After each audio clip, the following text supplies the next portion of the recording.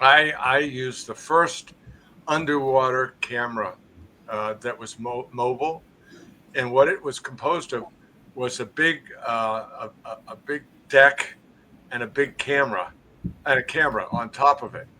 And Elwood Gates built a beautiful housing for it, but it weighed like maybe 50 pounds. So I go down with this huge thing and be at the edge of the school, and I get down 80 feet, maybe 90 feet, and I would be down there for a couple minutes.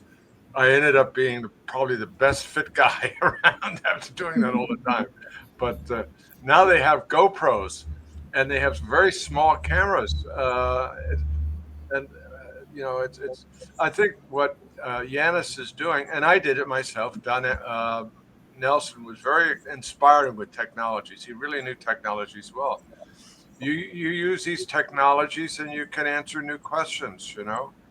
And as well as um, analytical techniques. Some of the analytical techniques that Yanis has used, such as affinity indices, are very good. I didn't have that when I did studies of white sharks at a study at Año Nuevo Island. I did it in my own way, but I didn't have an index like that. So, um, and I think you can be really great. So I would say that I'm half biologist, half electronic engineer, and half geophysicist. I think when you combine, so when I was at Scripps, I used to go to a group called the Foundation for Ocean Research, and John Isaacs, he was the smartest guy at Scripps, but he didn't have a PhD. There were 2,000 PhDs and the smartest guy, and he had a group of engineers, and they would have to develop something and use it to get some information. It was very difficult because it's one thing to develop something, but another thing to actually implement it. And so I used to go to these meetings once a week, and the engineers, I loved them. They knew everything.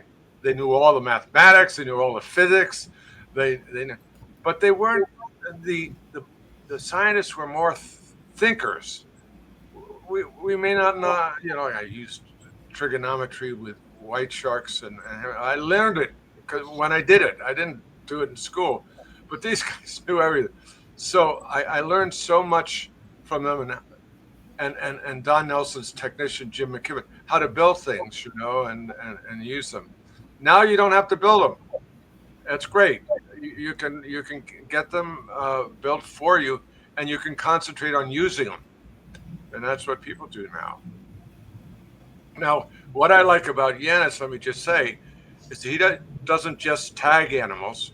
He also does experiments. He did a wonderful experiment showing that hammerhead sharks detect magnetic fields.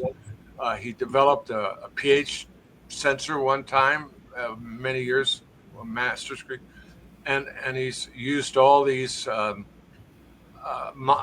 affinity indices. So here's a guy like myself that is combines different fields, and that's the way to move your field farther. Here I am, being very complimentary. Well, thank you. I appreciate it.